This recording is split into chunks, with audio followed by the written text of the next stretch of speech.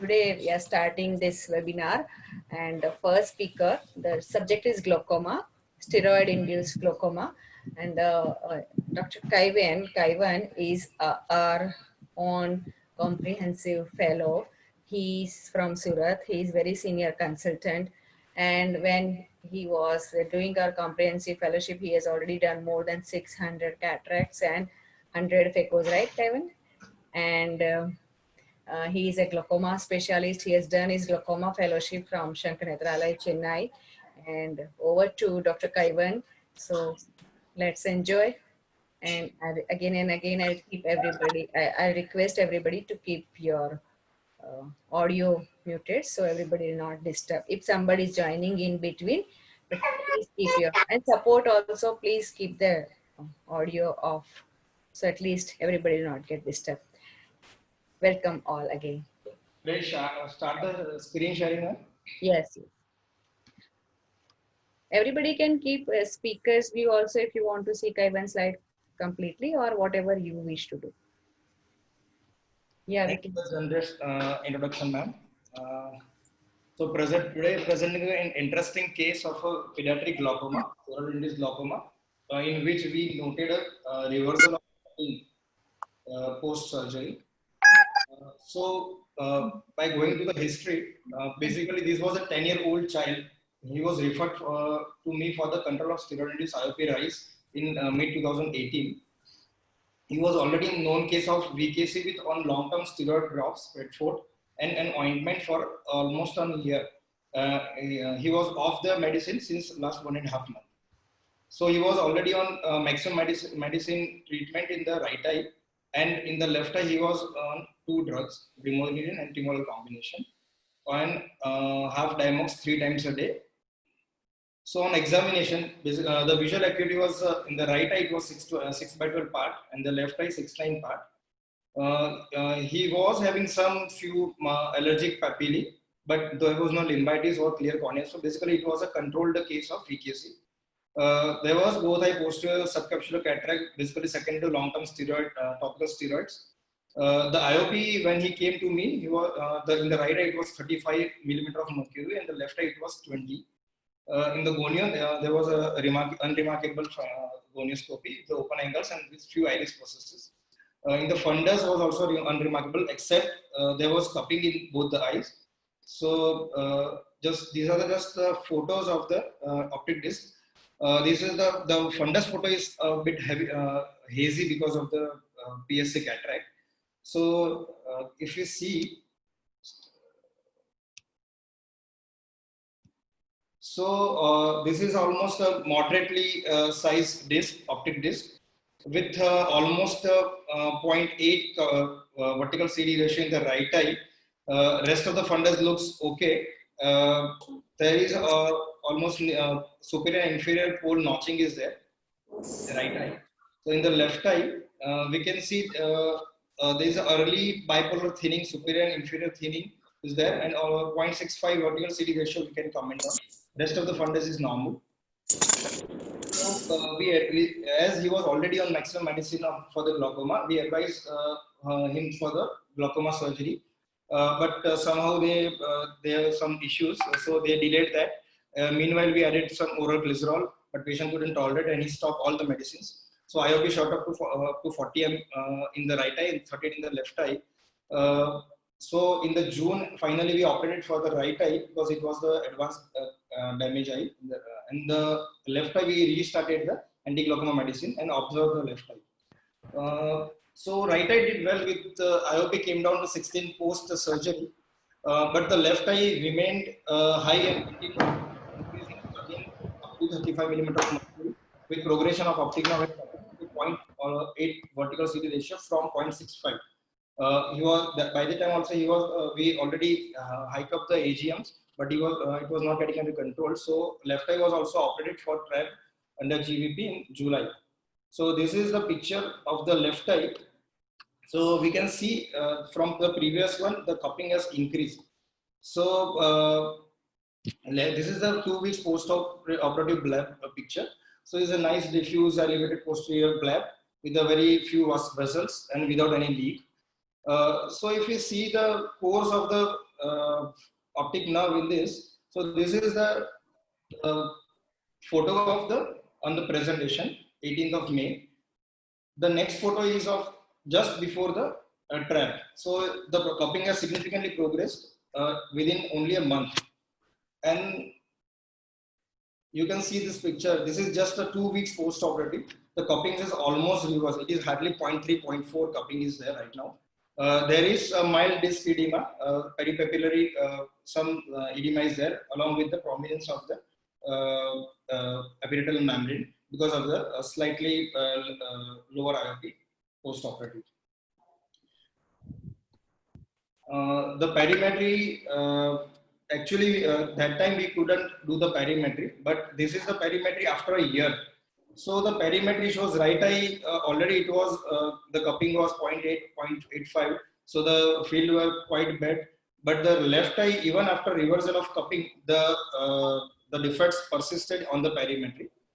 And we can see the biarcuate scotoma in the left eye also.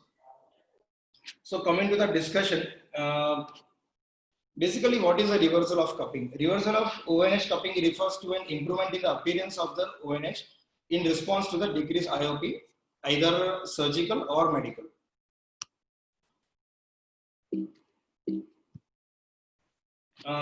It was first reported in 1869 by von Jaeger, basically in a pediatric congenital or childhood glaucoma. It is a well-known phenomenon because of the elasticity of the optic nerve head, but it can occur in a lesser degree in the adults also.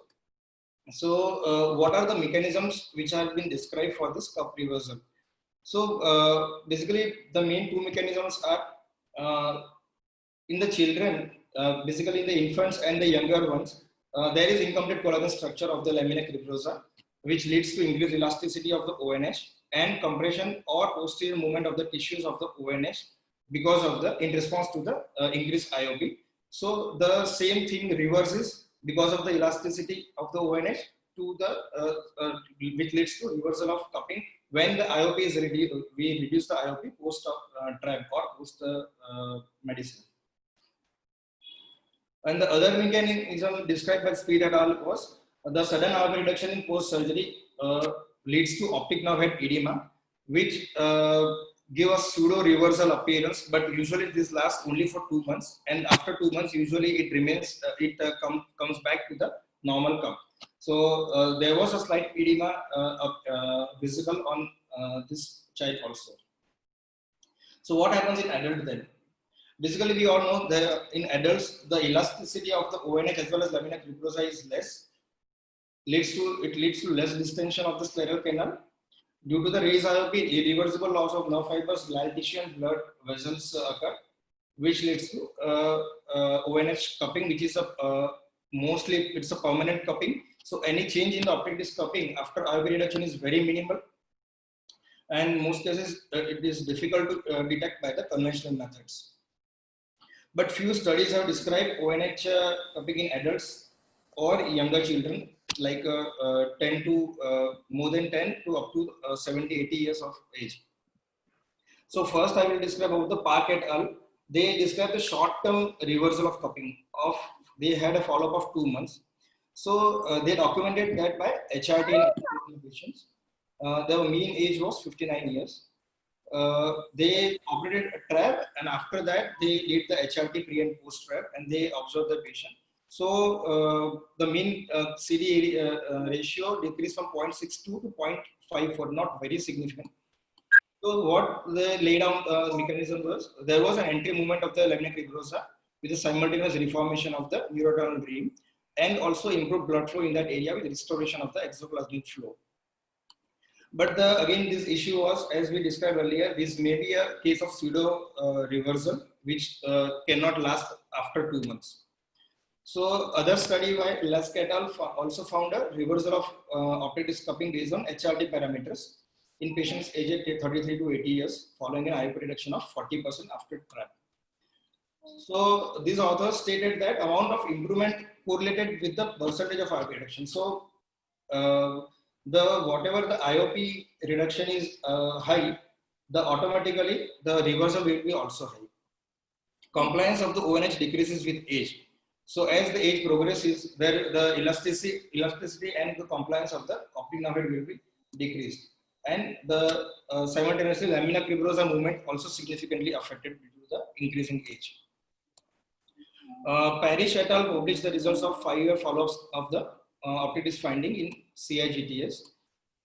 They concluded that reversal of cupping based on stereoscopic disc photographs occurs more frequently in the surgical group than in the medical treatment. The reason was the surgical treatment drastically and suddenly reduces the IOP to the almost to the normal range or the lower teens, which was not the case in the medical treatment. So, and reversal was not associated with this any significant improvement of the field. So this states that even if the cupping reverses, but the field defect whatever has occurred, they usually last for the lifelong. They don't have any significant improvement in the fields. There was a case report, 2 case reports from Sivinen et al. One was 33-year-old woman and one other was 14-year-old boy, secondary glaucomas. They documented the reversal after TRAP for 6 months in the 33-year-old woman and 36 months in the 14-year-old boy. So the reversal of optic disc cupping in these patients was combined with the improvement of the visual field. So this was a slightly contrary to the what Parish et al. Shows. But the 33-year-old women showed a transient improvement in the field, but the 14-year-old boy, he showed a long-term improvement in the visual field. The last study was Harju et al. Study. They 51 patients of pseudoexfoliation glaucoma and ocular hypertension prospectively.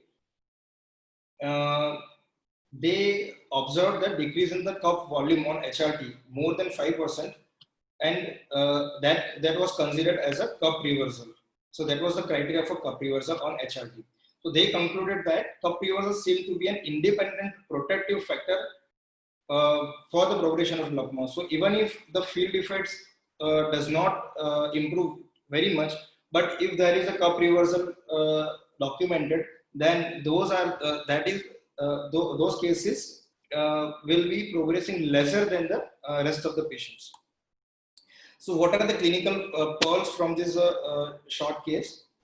So any visible progression of the cupping in short term warrants early intervention, whatever the age may be. So if you see the patient progressing like within a month or 2 months in front of you, then it is a high risk patient and you have to intervene early. You cannot rely on the medical management then. Surgical intervention may produce dramatic results as it depends on the percentage of the IOP reduction. So more the percentage of IOP reduction is there, more the chances of reversal is there. Cup reversal may not be associated with improvement in the visual field, but it is an independent protective factor. So particular to this child, I'll just sum up the steroid points which are related to steroid-induced glaucoma in the child. So inadvertent steroids in the VKS is probably the most common cause of TRAB in the pediatric population. So we have to use it judicially. Timely intervention to reduce the IOP can prevent permanent disc changes and to refer if the progression is documented. This needs to be monitored closely in the pediatric population as there is difficulty in accurate IOP measurement. There is difficulty in instilling anti-glaucoma medicine at home and the poor compliance. And the children may show wide IOP fluctuations. So the disc is the most important thing we have to look for and we have to monitor. Whenever such cases where the glaucoma and there is a cataract is there, so both are side by side. So always glaucoma control is first before cataract surgery. Don't jump onto the cataract surgery unless the cataract is very advanced and the child has the risk of amblyopia. Brimonidine needs to be given cautiously under 8 years of age. We all know there are CNS problems are associated with the brimonidine. And systemic side effects has to be monitored when we are giving this Dimox and IOTIM and everything. Many patients have asthma, so they can be exacerbated. The side effects can be exacerbated. And pearls while planning for a glaucoma surgery in a child, there are few points are there which we have to keep in mind. when we are operating a pediatric child for the glaucoma.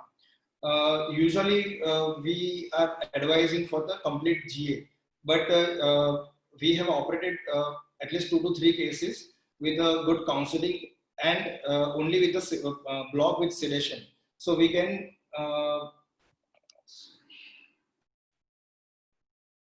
sorry. So we can avoid the full GA and we can operate with only with the sedation, because the excavation may cause more damage. It can cause suprachoroidal hemorrhage because of the excavation problem. MMC application is critical. Usually, this child's tenon's tissue is very responsive. So, mitomycin C has to be applied. Releasables are of good health. It is very difficult to do ALS and other things to moderate the bleb. So, if you have a releasable, you can easily remove on the slit lamp only. Avoid shadowing of AC and the lens touch during the surgery, because it can lead to rapid development of the cataract and angle closure later on. Always explain progression of the cataract and need for surgery in the future. Avoid any injury to eye in the post-operative period, because this child are very active. They are playing everywhere. They have very high chance of any injury to the eye. If we already have operated, then those eyes are the coat of the eyes are very weak, so we have to avoid any injury to the eye. Lifelong follow-up is of utmost importance, needs to be insisted at every visit. Thank you. Over to you, ma'am.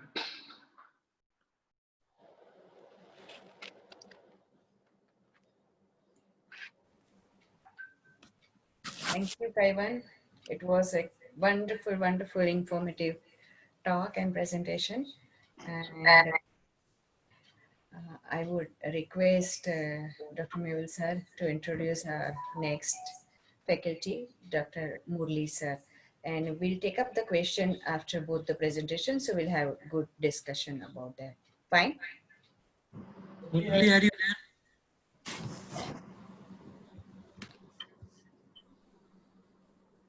Dr. Murli sir?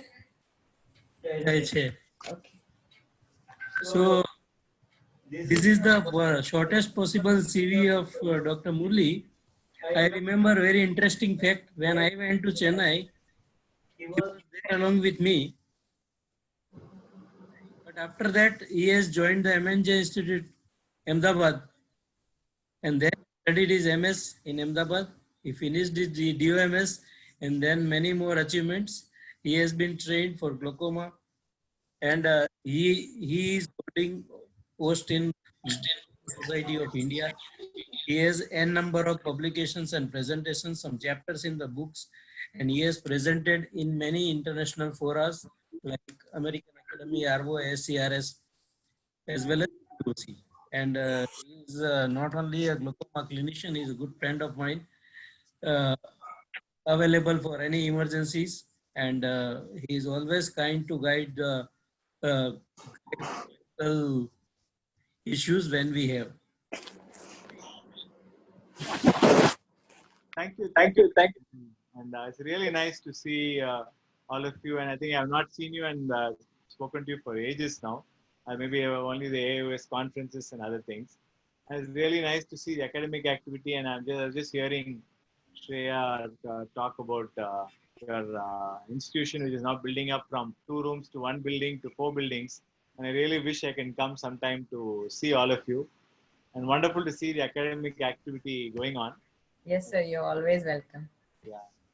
So you may start now. Before I say anything further, I really have to thank Mehul, because he is the one who actually launched me into a career in ophthalmology.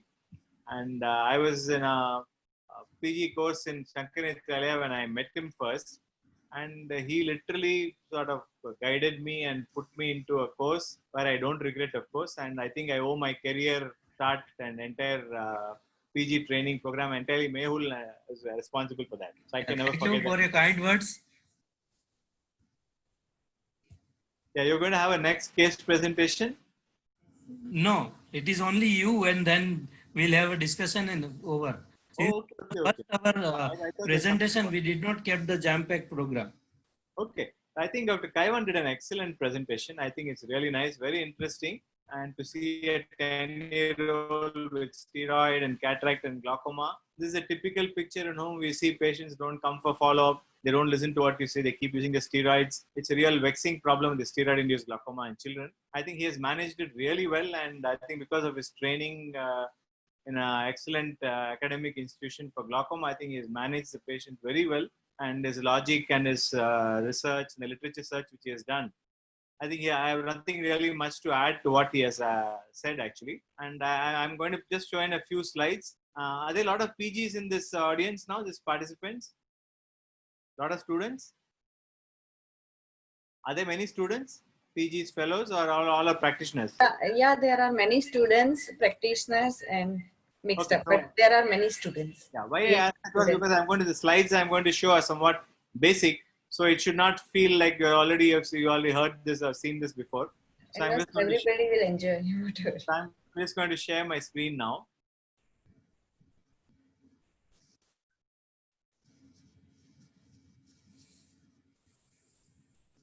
Yeah, basically I have very little to say, and what he has presented is a kind of a secondary glaucoma in a steroid-induced in a little older child. So childhood glaucoma is for a so-called glaucoma specialist would usually mean the primary congenital glaucoma, and we usually think of it as very common among the pediatric glaucomas, but they're actually less common. Only about 25% of pediatric glaucomas are primary congenital glaucoma, or PCG as we call it, and usually due to dysplasia of the anterior chamber angle, and there are no associated ocular or systemic anomalies. So that's a feature of PCG, primary congenital glaucoma. The more common one is of course the secondary glaucomas, which are more common, 75% of the pediatric glaucomas, associated with other anomalies like cataracts, aphakia, aniridia, uveitis, Sturge-Weber, like you see in the picture, anterior segment dysgenesis. All these are all more common among the secondary glaucomas. And of course, you have the steroid-induced glaucomas, trauma, and even cataract surgery can cause the glaucomas in children. So the typical feature of so-called primary congenital glaucoma, at least as far as the PGs, fellows, and students are concerned, is that is the corneal enlargement, of course, the ophthalmos as we call it, the epiphora, as well as the photophobia. If you just have epiphora alone, that is not a feature of glaucoma, because the epiphora alone can come with nasolacrimal duct obstruction, but the photophobia is somewhat typical. So the corneal enlargement in a child, particularly in a newborn, if you look at the corneal diameter, it usually does not exceed about 9.5, 10.5 is a normal horizontal diameter, whereas in the adult it's about 12 to 12.5. So a glaucomatous infant can have a corneal diameter of usually more than 14. So 13, 14 is quite common. So corneal diameter is a very key measurement in all children, especially newborns and young children with raised intraocular pressure. So corneal measurements are very important. And the second important feature which all of us should know, and I think you must have heard of, is the HARP striae. They are actually acute ruptures of the Descemet membrane and results from excessive corneal enlargement and raise in intraocular pressure. This is usually seen when the corneal diameter exceeds 13 millimeters, usually horizontal or concentric to the limbus. Unlike the birth trauma-related forceps injuries and Descemet tear because of something else. So HARP striae are very typical, and the exam question, what is HARP striae, where is it seen, what is the corneal diameter at which it occurs, and so on.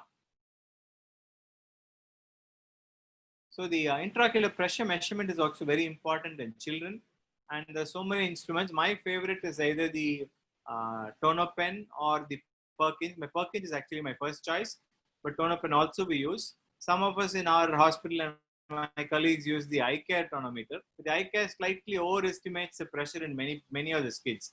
And the intraocular pressure may be very, very high, like the case which he has described in secondary glaucoma, but it can be just about 24, 23, and so on. But you should remember that the pressure for an infant is usually between 10 to 20, and the symmetry of pressure between the two eyes is very important. So what you should actually look at is between right eye and left eye. If you have one eye is 10, other eye is 24, that's very significant. One eye is 11, other eye is 14, that's again very significant. So look at the pressure between the eyes, and look at the overall pressure, look at the disc, is just not enough to only measure the intraocular pressure. And the measurement of the pressure also depends on the instrument you are using.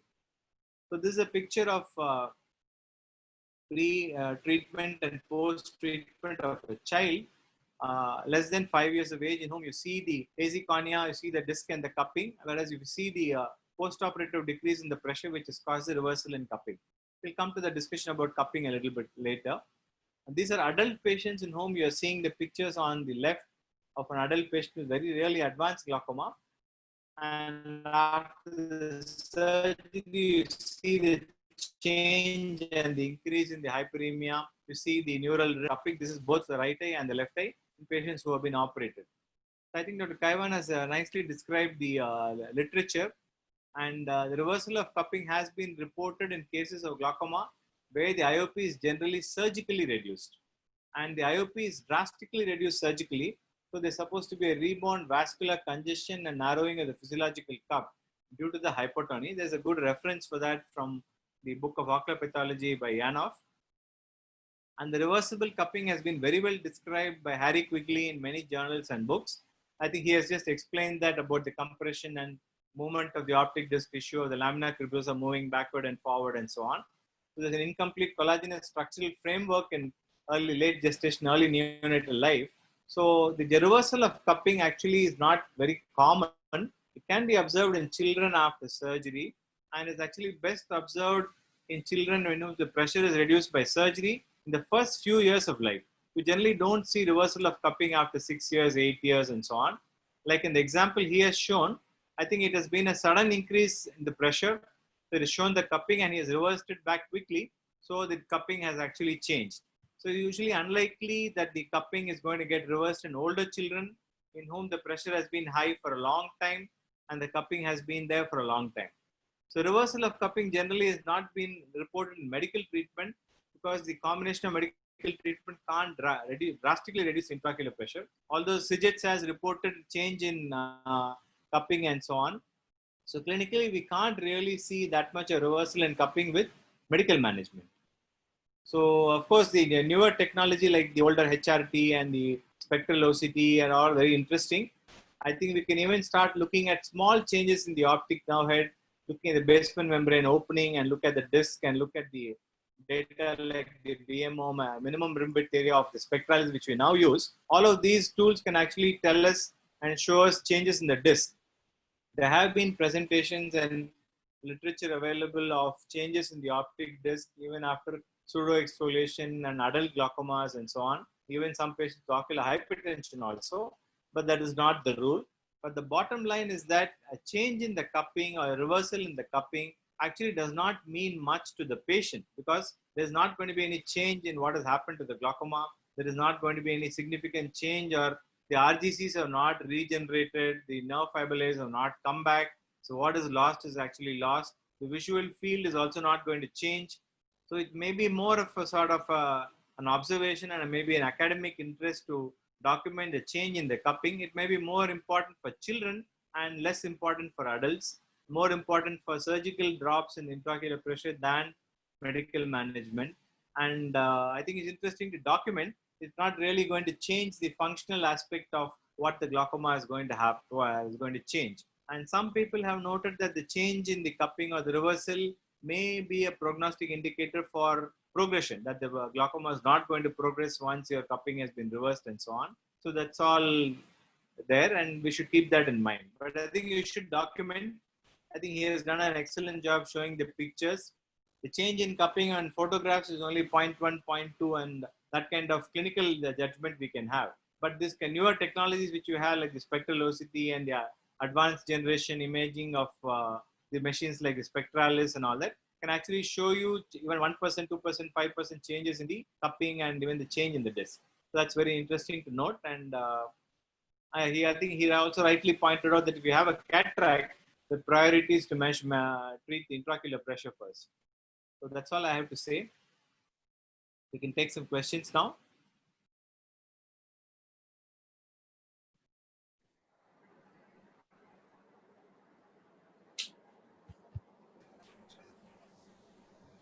One by one, you unmute yourself and you can ask the question to any of the speakers. Or anybody can have their own view. Hi, this is Prerna. Am I audible? Yeah. Yeah, this question is for Kaivan sir.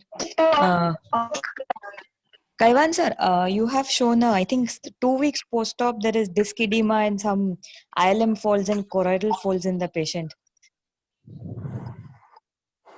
Yeah, that Hello? did look like hypotony. Yeah, that hypotony is very no. typical. It Yeah, did look no. like the pressure Did you start anything like 2 weeks post-op for the edema to progress, or you just waited for the IOP to build up by itself? So usually the IOP was not that low also, but the difference of the IOP from the 35-40 up to directly to 10, that led to this sudden lowering of the IOP led to the vascular congestion and a mild peripapillary edema and a few ILM folds. So we don't need to do anything for that. We just have to see that if the hypertony is very severe or with the CDs and something, then we have to intervene. In terms of medical management first, and if doesn't respond, then the surgical management. Otherwise, if IOP remains 10 or above 10, then you don't have to worry about that. Slowly, that will automatically regress. So not even atropine, no need for atropine also. That is a part of post-operative regime. The cycloplegic is always a part of post-operative regime. So, Thank you. sir, anything else, Mulisa? Did you do any oral steroids for that? For this edema, sir? Yeah, for the hypotony? No, sir. Actually, it was not a that 5 millimeter of hypertony. It was the pressure was 9-10. Okay. So and the blood. Yeah, like you mentioned, I think usually just give it some time. It usually subsides. Unless it's persisting beyond a few weeks, there's no need to intervene for this. Anyway, it's a steroid responsive height. So you don't want to give any more steroids than necessary. Yes, sir. Thank you, sir. How much mitomycin did you use in that? What is the strength of The mitomycin? standard protocol is 0.4 mg per ml for 1 minute, as we were doing in SN. Yes, sir. So usually we follow that only, and that works fine. Okay, we have all switched to the 0.2 mg per ml. So we have gone lesser and lesser, and we are more worried about the long-term effects of the mitomycin. Yeah, we are also using 0.2 mg. Time like you for to understand that. The more we see, the more complications we get, and then we refine. Yeah.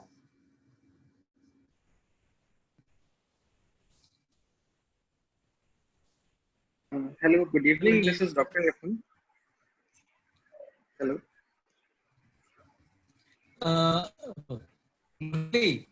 Particularly, we keep getting the terminal pediatric glaucoma cases, and we are compelled. Though I am not entitled to do that, but we are compelled to do those cases.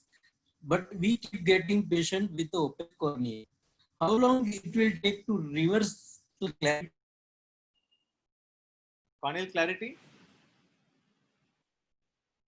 Yeah, the corneal clarity, actually, suppose you are having a raised intraocular pressure, a primary congenital glaucoma like picture. As you're operating and the IOP comes down, it almost clears up on the table itself sometimes. So only when they have a completely kind of hazy cornea with stromal haze and maybe a kind of a permanent corneal edema and opacity, those things don't change, but you sometimes see it on the table itself. Primary congenital glaucomas and other glaucomas in which IOPs are very high and in whom you have done a trabeculotomy, I think you can even see a change almost immediately and on the table and next day.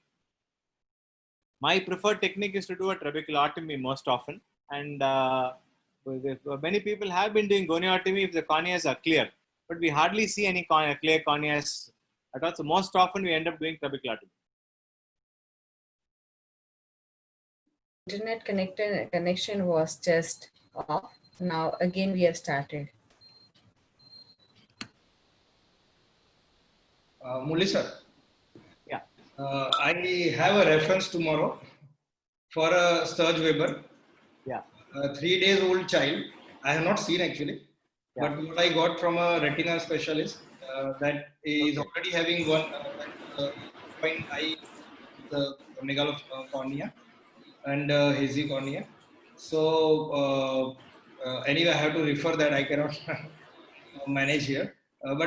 So what is your protocol like in such cases? Because very high risk cases these are. Preterm 3 days old with he also had a seizure 2 days back. Child. Is it only in one eye? One idea is unilateral port wine stain. All surge fevers are quite difficult to manage, both as far as the pediatrics is concerned, the anesthesia is concerned, and also as far as the glaucoma is concerned. Document everything properly, like how you would normally do. Document the corneal diameter, document the intraocular pressure, the disc findings. Have a good anesthetist who can manage the anesthesia and try to record the pressure as early as possible as soon as the anesthetic starts to induce or just before the induction. So make sure the pressure is measured. Take a good view of the disc. If you can somehow document something, document disc findings. And after everything is documented, I think you probably don't have much choice but to do a surgical procedure. None of these glaucomas are going to respond medically. So you have to explain and counsel to the parents and explain well. And you may invariably need to be examining these patients quite often. So you can prime them about the follow-up and what you're going to do. And of course, the possibility of complications, especially the Sturge-Weber kind of glaucoma surgery, has to be kept in mind. I think you can almost always expect that you're going to have a complication. So be prepared to handle the choroidal effusion or the shallowing of the chamber and all those kind of things. You can expect and be mentally prepared to handle that also. Sir, any age like you will wait for because it's already 3-4 days old, only 3-4 days old child. So Yeah. minimum age can be which we can operate. I have operated on babies as early as within a month or so, or maybe even a few weeks also. I think in LV Prasad they operate even as soon as they see it. So there's no real. They actually depends on your team, depends on your setup, depends on the anesthetist and where you're working. So suppose you're working in a private practice setup and you don't have the facility to handle such small babies, it's better you refer it out to an institution which can handle it, because it's not just the surgery alone. It's the post-operative care, it's the need for further follow-ups, and so these things are quite Yes, difficult yes. to manage unless it's in a really big institution. So don't try to do everything yourself and pass it on to somebody, and maybe you can watch them, observe, and be a partner in the management rather than try to manage it yourself. Thanks. Good evening, sirs. Thank you for a wonderful presentation. Both of the presentations were very informative. I wanted to ask that in Dr. यानी Kevin, video तो कहीं जो भाई sir, my internet connection is a little poor. That is it. Sir, I wanted to ask that if in the case in patients of VKC, like the way you operated, sir, was a wonderful management. So in your case, the limbitis and the the papillae had almost reduced. But what if in the cases where the patient still has active some allergic conjunctivitis, steroid responder, how much time maybe you taper steroids or maybe you stop them and you do the glaucoma management and everything? If already there is a limbitis and this inflammatory component is there, we have to control with the proper steroid. Because if we try to operate in that inflammatory eye, then the trabs will going to be compromised. So we have to control the inflammation. Then only we have to operate. By the time we operate, IOP will anyway it will have to be reduced. So after that, we can ask the cornea specialist, or we can do ourselves that we have to shift to the steroid sparing agents. Post-operative, anyway, we have to give 1.5 months steroid, topical steroids. So by the time the allergy component will be controlled, and we can shift to the tacrolimus or something like that to for the long-term management, long-term control of the allergy. Thank you, sir. So would you like to add something? Yeah, I think it's better to avoid the steroid as much as possible. but we can give short bursts of steroids on and off to make the patient comfortable. But try to avoid the steroid, like you said, go to the non-steroidal antihistamine, non-steroidal tacrolimus kind of thing. For the steroid responsive child, you can't do much. You better avoid the steroid as much as possible. Invariably, the patient feels comfortable with the steroid. They keep putting it back even when you're not asking them to do it. So steroid is always a problem. But once you've operated and you have a good functional bleb, then you can manage the allergy also better. You can start, so once you have a good functional bleb, then I sometimes put them back on so-called loteprednol and low dose, and on and off. You can put a steroid to make the child comfortable. Otherwise, they keep rubbing. The eye rubbing continues.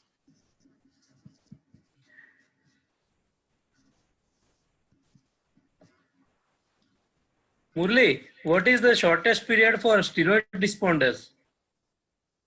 It doesn't happen that quickly, actually.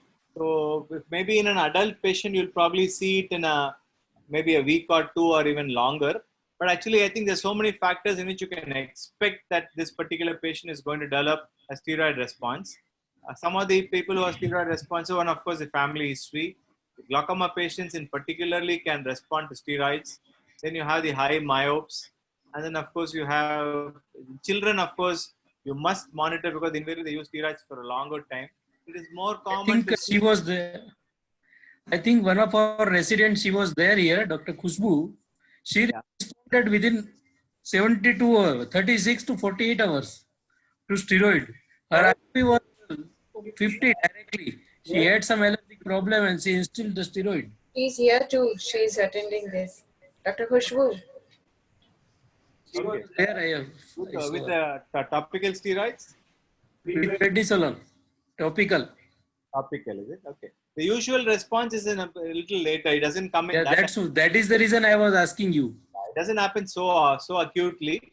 It's quite slow, and luckily for us, like our post-op patients, everything usually comes on slowly. Doesn't come in acutely. Acute rise is a little uncommon.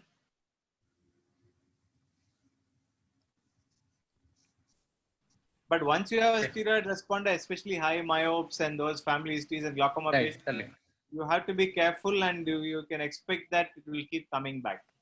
Even uveitis patients, sometimes we don't know, and we keep giving them steroids, whether the steroids are causing the IOP or whether the trabeculitis is causing the IOP.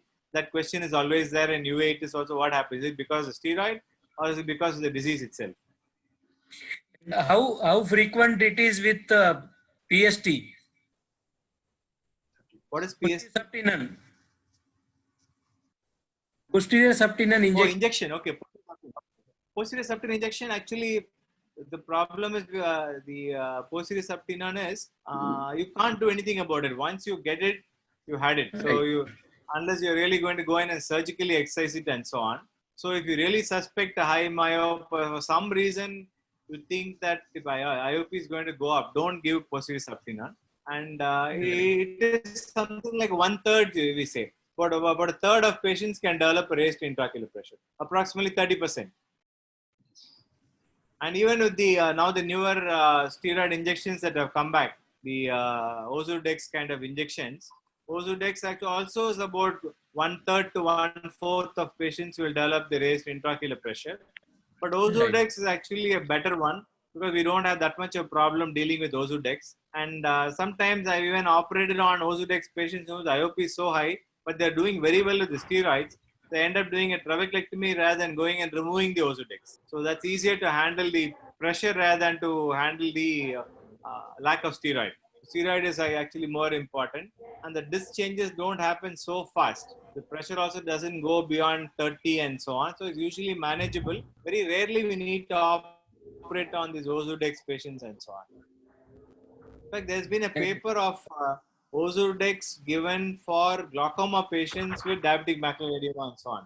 Paper has been published of Ozurdex in glaucoma patients. So you don't have to worry too much about giving the steroid into the eye. If you really need to give it for uveitis or for non-infectious cases, when you want to give a steroid, I think you should go ahead and ask people like Kaivan to manage the intraocular pressure. Yeah, there is a question from Dr. Ronak also. Could you elaborate the role of GDD in such cases? GDD, you mean for steroid-induced glaucoma?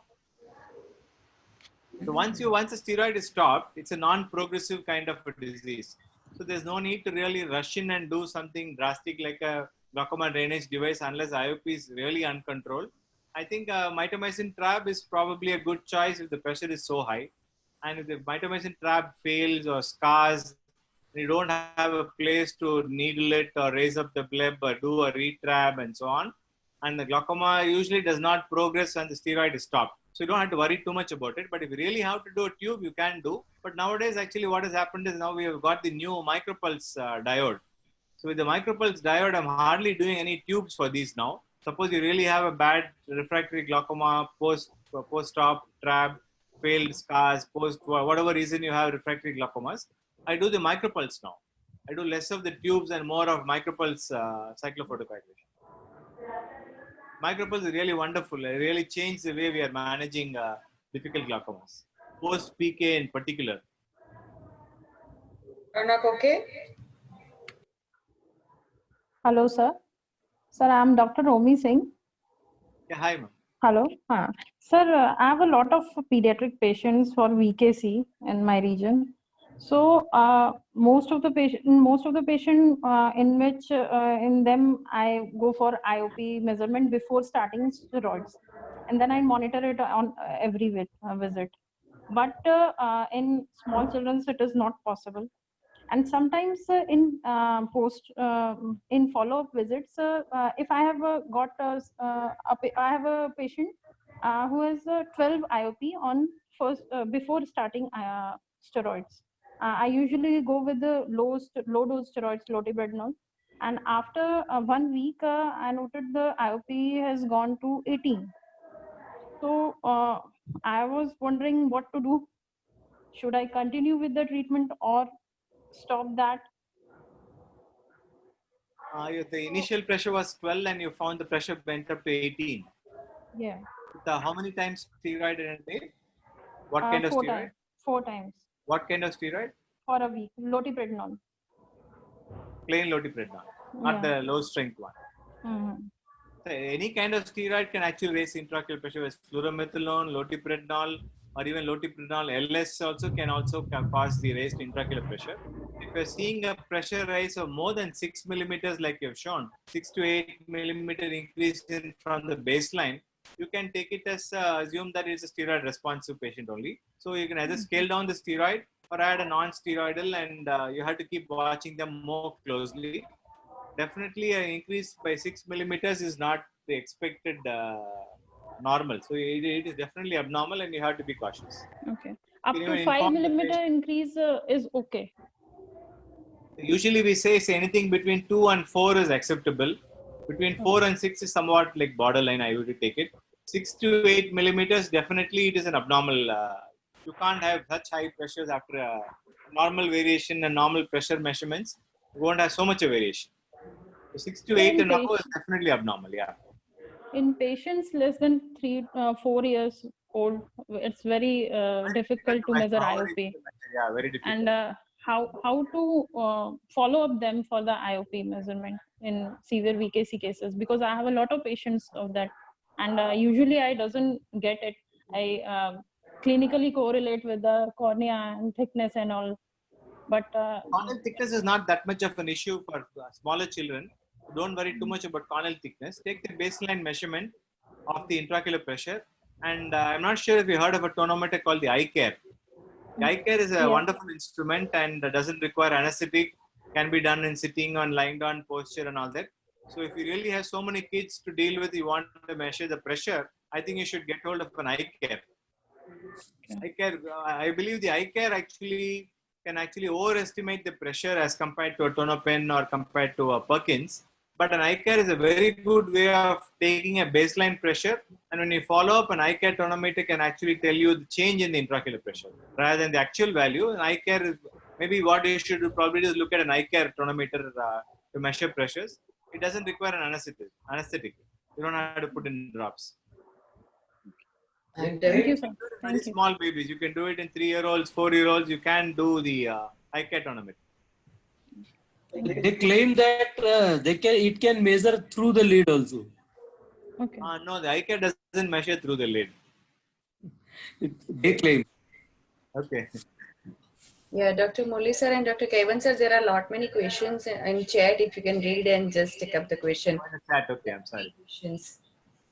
And people, I request you, you can directly ask by unmuting. But okay, you are writing in the chat, they'll read and see.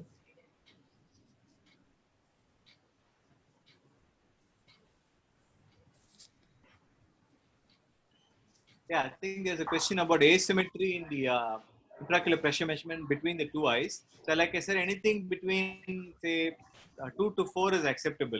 So, for me, if the one eye is the child, one eye is 10, the other eye is say 16 or 18. Anything more than 6 or 6 to 8, I would consider is abnormal. And say one is 10, the other is 20, then I think it's again abnormal. I would पाऊस generally आला I would aim पाऊस for a आला about less than 20 छाटे most आले children. 20 is a good pressure to have in children. 22 and 23 is definitely high. But between the two eyes, the pressure must be somewhat similar. You can't have too much of difference between the eye. So the chance of glaucoma after intravitreal steroids, I think, is roughly about 1/3, less than 1/3 to 1/4. And use of oral propranolol preoperatively for glaucoma, yes, I think definitely oral propranolol definitely is useful. I think some publications have come in even from data from the PGA Chandigarh about the use of oral propranolol and so on for glaucoma secondary to sturge fever. Definitely useful, yes. I have not tried it myself, but there have been reports of the use of oral propranolol, yes. And I think one more question is about elaborate role of GDD. I think we've discussed that GDD. GDD is tough to do in children. You have to use, you have the choice of either you have the Ahmed glaucoma valve, which is the pediatric valve like the FP8 and so on. You also have the RD kind of Barwal type of implants. Both are available. The valved ones are better in children. The non-valved ones you need to ligate with 602 ligatures. So it's easier to handle. And I am more comfortable doing the AGV rather than the Barwal kind of RD implants in children. I would prefer the Ahmed glaucoma if at all I have to do a GDD. But nowadays, I think, like I already mentioned, I usually go switch to the micropulse. Even for juvenile glaucomas, uncontrolled, post-TRABS, secondary, aniridia, post-PK, everything I now prefer to do the micropulse CPC, cyclophotocoagulation. I think micropulse is a wonderful tool and really, I mean, so many webinars on micropulse. I think you can actually look up their the company's website on micropulse. A tremendous amount of information, and in our own our paper is also going for a publication. The micropulse has really shown a lot of promise. Of course, we need to have much more experience in the next few years as to how, what happens, what are the complications, what to expect, and so on. About there's another question on the eye care and related to the GAT. Eye care overestimates the pressure by about 3 millimeters. 3 to 4 millimeter eye care can overestimate the pressure. But again, if you can take a baseline measurement and you're looking at a steroid and then you're looking for follow-up, then I think for follow-up, any tonometer is good enough. But for one single absolute reading, you can use something like the eye care, the TonoPen or the Perkins, whichever you're comfortable with. Perkins is a workhorse, been there for many years. Some of the Perkins tonometers have been around for even 10 years and 15 years in our practices. Whereas the TonoPens don't last so long. The eye care, you have to keep changing the disposable tips and so on. So that balance of, you have a busy institution, can afford it, eye care and TonoPen. If you're a single private practitioner, go for Perkins.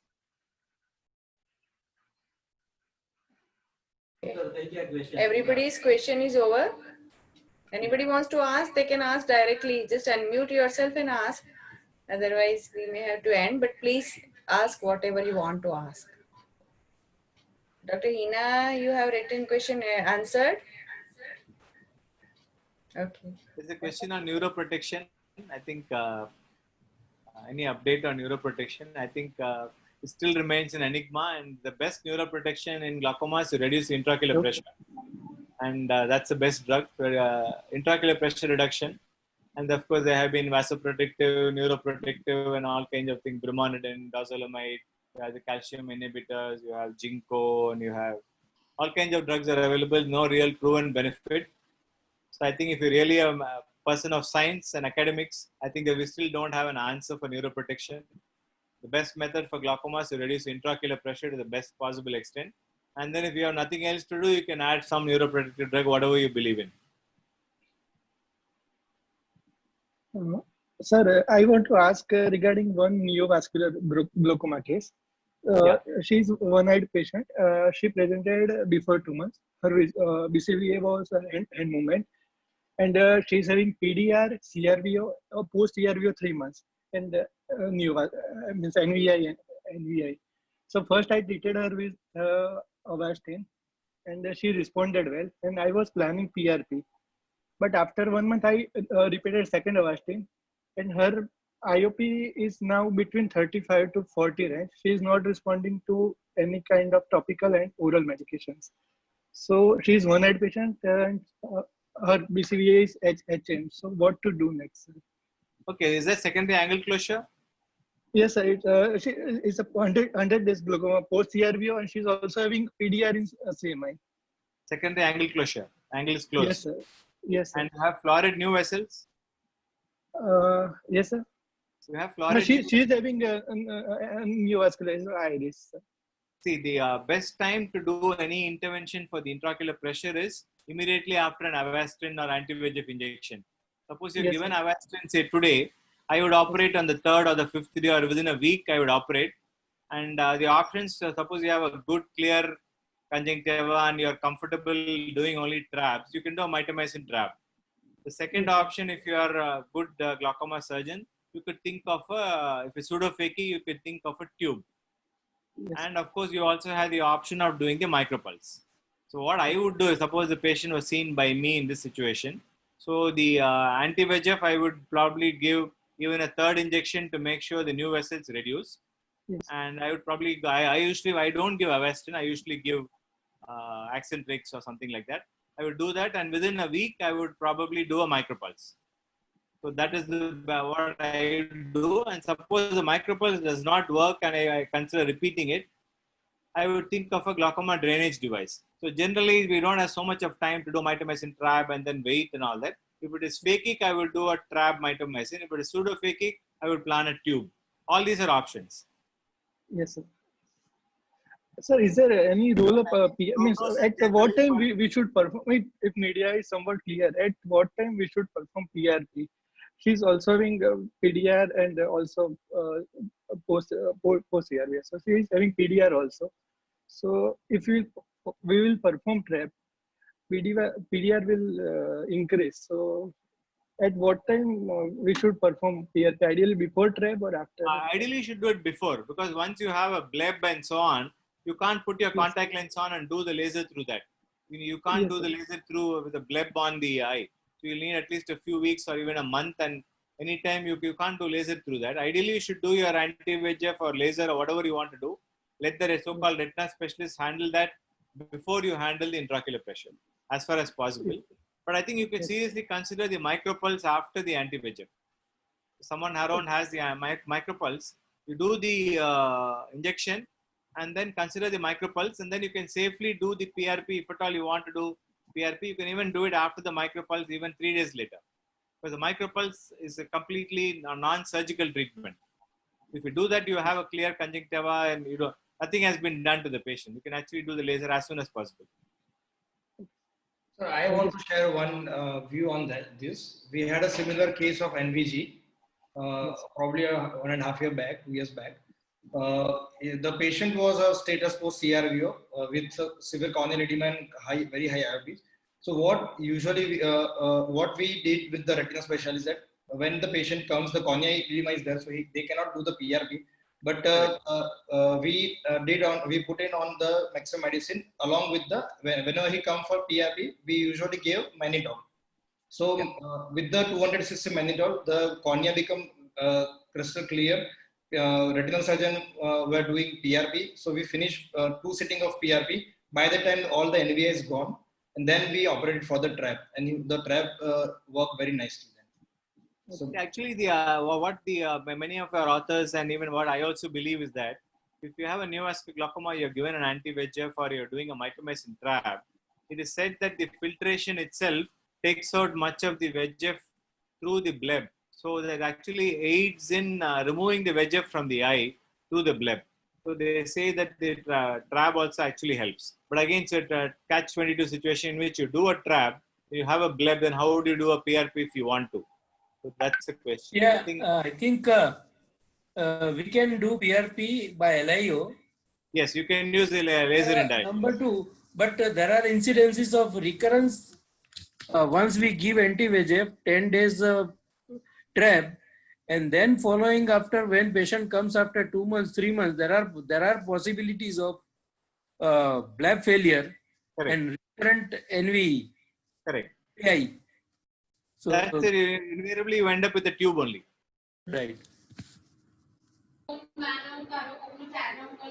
If the PRP is extensive, the PRP is nicely done, no deep areas are left, then usually the trap works really well. At least I have 10 cases, not very more numbers, but at least 10 cases we operated and we managed nicely. Actually, I don't know why, but at least in our metro city, hardly anybody does PRPs nowadays.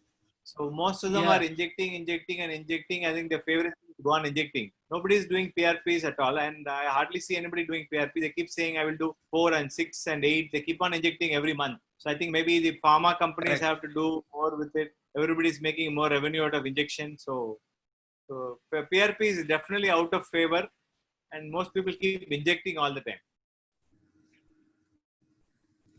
Okay, Murli, thank you very much. Last question. Yeah. Sir, around this, because of this Avastin, I remembered one thing. Sir, have you any experience with the trap with Avastin? Oh, okay. No, I don't use Avastin for trap. I don't think it's useful at all. If at all you have spare Avastin lying in the theater and all after all the injections have been given, maybe you can give it a shot. But people have used anti-chamber injection of Avastin. They say that the bleb function improves and so on. But I think it's not commonly done. I think it's not much of published reports on this. There are a few, of course, but I don't really believe that the Avastin is going to help you with the bleb. Okay. So everybody, thank you so much, and special thanks to Dr. Murli sir and Dr. Kaivan, just to enlighten us for lot many things. And we hope so we'll continue all these things. We want to continue, right? Enjoy it? Everybody enjoy? Okay. Yes, ma'am. And the special thanks to the INTAS people, especially to Manish Gupta, Ronak ji, Chetan Natekar. So we are so grateful to you that you allowed us to do some academic things, and we'll meet again on 8th of July, second Wednesday of July is 8th of July, 9 p.m. We'll discuss in the group which subject we want to keep and who are the volunteer to speak. And then according to that, we'll invite faculty too. So thank you so much. Thank you for inviting me, Mehul, and it's very real pleasure. And so much of academics going on, I think definitely keeps us all alert with this corona business and a lot of inactivity. I think definitely this is a way to go forward. Thank you, sir. Thank Murli, which Murli, micropulse you are using? Which micropulse? Which Iridex. What they provide, that G probe that you are using? Yeah, it's called the Cyclo G6. Yeah, they define it as a G probe, right? Yeah. No, G probe is the old one. G probe is the old one. It's a continuous one. The micropulse is called Cyclo G6. Okay. It has a duty cycle of 31. You need the console different or same console will work? Console is totally different. Right. It can be only used for glaucoma. You cannot use it for anything else. Okay. I think the Quantal people are also giving this thing. Quantal is not good. Don't even think of that. I'm not against Quantal.